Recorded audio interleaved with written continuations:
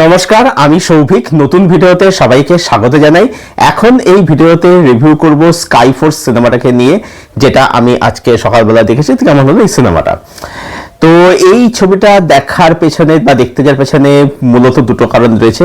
প্রথম কারণ হচ্ছে যে এই ছবিটা প্রডিউস করছে ম্যাডক ফিল্মস, যার কথা আমরা সবাই জানি। আর দ্বিতীয় কারণ হচ্ছে যে তোমরা সবাই জানো যে বুক মাই শোতে একটা অফার চলছে যে 250 টাকা টিকিট কাটলে সেখানে 800 টাকা ছাড় দেওয়া হচ্ছে, একটা প্রোমো কোড অ্যাপ্লাই করলে আর কি। তো আমি মাত্র 130 টাকাতে সাউথ সিটি আইম্যাক্সে সিনেমাটা দেখে এসেছি আর কি। তো এবার প্রশ্ন হচ্ছে যে সিনেমাটা কি আইম্যাক্স দেখার মতো সিনেমা? উত্তর হচ্ছে একেবারেই না।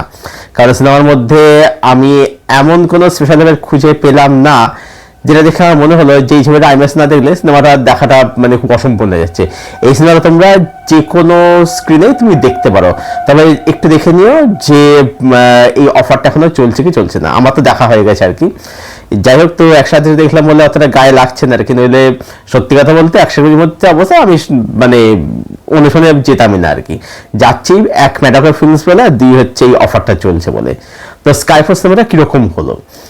তো আমাকে যদি এক কথায় আমার ভারতীতে বলা হয়, আমি বলবো যে এই সিনেমাটা একটা ডিসেন্ট সিনেমা হয়েছে।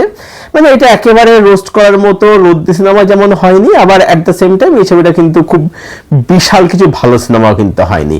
তবে আমার এটার মধ্যে সিনেমাটা কিন্তু আরো ভালো করা যেতে পারতো। তো প্রথমে বলি যে সিনেমাটার মধ্যে আমার পজিটিভলি কি লেগেছে। প্রথম কথা হচ্ছে এটা হচ্ছে একটা ট্রু স্টোরি বেস। তো এর যে প্লট, এর যে মূল যে ঘটনা, সেটা কিন্তু অবশ্যই বেশ ভালো। দ্বিতীয়ত হচ্ছে যে এই ছবির সেকেন্ড হাফ, যেটা কিন্তু অবশ্যই ভালো, যেখানে মূল যে কনফ্লিক্ট পয়েন্টটা আসে যে ইয়ার বীরফারের যে ক্যারেক্টারটা, সে যখন মানে নিখোঁজ হয়ে যাচ্ছে আর কি, যখন খুঁজে পাওয়া যাচ্ছে না, জানা ছিল সে কোথায় গেছে, তার কি হয়েছে, তো সেই যে কনফ্লিক্ট, সেখানে জায়গাটা অবশ্যই ভালো। এবং ছবিটার সেকেন্ড হাফ ভালো, বেশ ভালো। এবং ছবিটা যে নোটে শেষ হচ্ছে, লতা মঙ্গেশকর কালাতে মেরে বতন কি লোগো, এই গানটা যখন বাজছে, এটা সত্যি মানে একটা খুব মুহূর্ত একটা তৈরি করে আর কি। ছবিটা একটা ভালো নোটে শেষ হয়। দ্বিতীয় হচ্ছে এই ছবির মধ্যে অক্ষয় কুমারের পারফরমেন্স এখানে কিন্তু বেশ ভালো। একদম সার্টেল একটা অভিনয়, যে অভিনয়টা ডিমান্ড করে, নাথিং এক্সট্রাঅর্ডিনারি, বাট সে কিন্তু এখানে ভালো কাজ করেছে। এছাড়া এখানে আমি নিমরাজ করার কথা, সে কম স্পেস পেলে সে কিন্তু তার জায়গায় ভালো কাজ করেছে। এবং আরেকজন কথা বলতে, সে হচ্ছে এখানে শরৎ কেলকার। শরৎ কেলকারের কাজ আমার এখানে কিন্তু খুবই খুবই ভালো লেগেছে। আর সারা আলি খানের কাজ আমার ওকে ওকে লেগেছে। আর টেকনিক্যাল দিক যদি বলি, তাহলে বলবো যে কিছু দিক ভালো আছে, তবে কিন্তু খামতি অনেক রয়েছে। ঠিক আছে, টেকনিক্যালি কিন্তু খুব জ্বলবে সেটাকে বলা যায় না, তবে কিছু দিক কিন্তু ভালো রয়েছে। তো মোটামুটি এগুলো হচ্ছে সিনেমার মধ্যে পজিটিভ দিক। আর এছাড়া কিছু ভালো মোমেন্ট আছে, এটাই বলা যায়। এবারে সেগুলো নেগেটিভ দিক। আর একটা আচ্ছা, ভারতের ভালো দিক সেটা হচ্ছে যে এই ছবিটা বোর করে না, একদম টু দা পয়েন্ট ন্যারেটিভে ছবিটা চলে। তো যারা একদম টু দা পয়েন্ট জিনিস দেখতে, তারা ছবিটা দেখতে কিন্তু বোর কিনতে হবে না। তো মোটামুটি এগুলো হচ্ছে পজিটিভ দিক। এবারে সেই ছবিটা কেন আমার মনে হয় ছবিটা আরো বেটার হতে পারতো। তো প্রথম কথা হচ্ছে যে এই ছবির যে প্লট, সেই প্লট অনুযায়ী ছবিতে কিন্তু এনাফ ড্রামা একেবারে নেই। এবারে এই কথা অনেকেই বলতে পারে যে হয়তো পরিচালক অডিয়েন্সকে ইমোশনাল করতে চাইনি, কিন্তু এখানে যে প্লটটা, সেখানে কিন্তু ইমোশনাল অ্যাসপেক্টস থাকাটা কিন্তু খুব জরুরি ছিল। ছবির যে ফার্স্ট, সেটা আমার খুবই অ্যাভারেজ লেগেছে।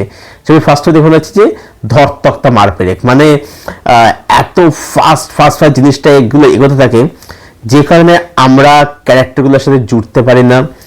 আমরা যে কনফ্লিক্ট পয়েন্ট বা ইভেন্টগুলোর সাথে আমরা জুড়তে পারি না, র্যান্ডামলি কিছু ইভেন্ট দেখিয়ে যাওয়া হয়, সেই কারণে আমরা মানে একদম জুড়তে পারি না আর কি।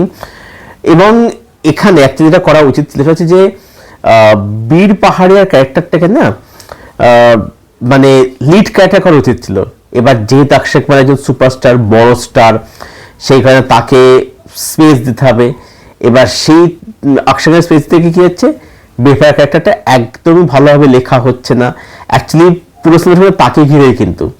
এবার বীর পাহাড়িয়ার যে ক্যারেক্টারটা দেখা যাচ্ছে, সে রুলস ব্রেক করে, কাইন্ড অফ বলা যেতে পারে যে টপ গানে টম ক্রুজ যে ক্যারেক্টার শিরোমাটা ক্যারেক্টার মতো করে করা বা ফাইটার ঋত্বিক ক্যারেক্টার মতো করা। এবার ভাবা হচ্ছে কি ফাইটারে ঋত্বিক রোশন বলি বা টপ গানে টম ক্রুজ বলি, এরা তাদের প্রেজেন্স দিয়ে অভিনয় দিয়ে ব্যাপারটাকে উত্তর দিচ্ছে।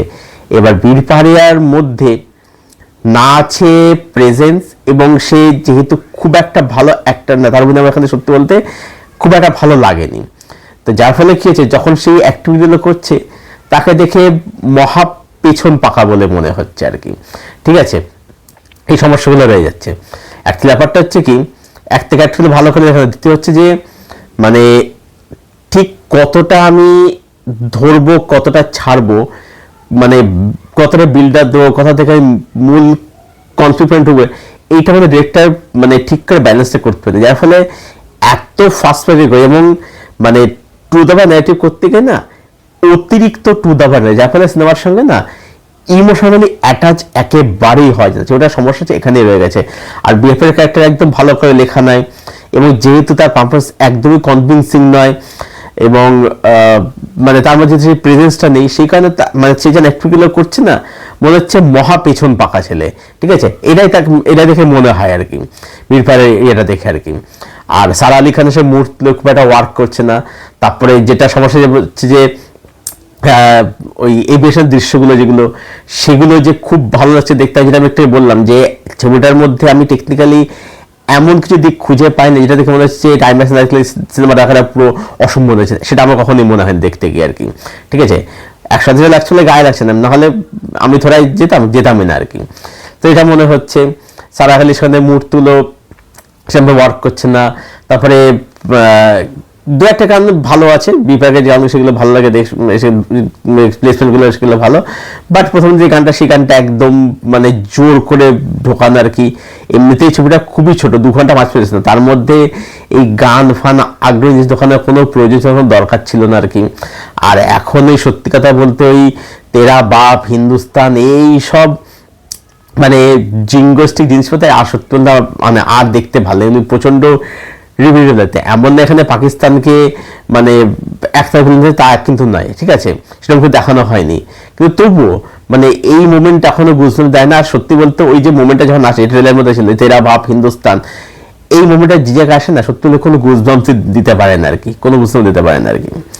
তো ওভারঅল বলবো যে ঠিক আছে, ডিসেন্ট সিনেমা, নাথিং এক্সট্রা প্রশ্নই আসছে না। মানে এটা একেবারে রোস্ট করার মতো রোদ্দি সিনেমা নয়, আবার এই সিনেমাটা যে বিশালতি সিনেমা সেরকমও নয় আর কি। Decent cinema, one time watch, দেখে ভুলে গেলে ব্যাস, এই অবধি। তো আমার দিক থেকে স্কাইফোর্স এই সিনেমাটাকে রেটিং থাকলো 6/10। এই ছিল আমার রিভিউ স্কাইফোর্স এই সিনেমাটাকে নিয়ে, যেটা আমি সিনেমাতে দেখে এসেছি।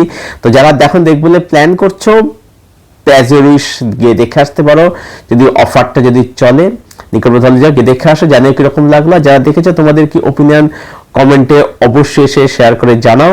ভিডিও ভালো লাগলে লাইক করো, শেয়ার করো, চ্যানেলটাকে অবশ্যই সাবস্ক্রাইব করে দিও। পাশের যে বেল আইকনটা আছে সেটাকে প্লিজ অন করে দাও, যাতে এরকম আরো ভিডিও আসলে তার নোটিফিকেশন সহজে এবং শীঘ্রই ভিডিও শেষ করছি। আবার দেখা হচ্ছে তোমাদের সাথে খুব শীঘ্রই নতুন কোনো একটা ভিডিওর সাথে। ততক্ষণ ভালো তোমার সঙ্গে জুড়ে থাকো।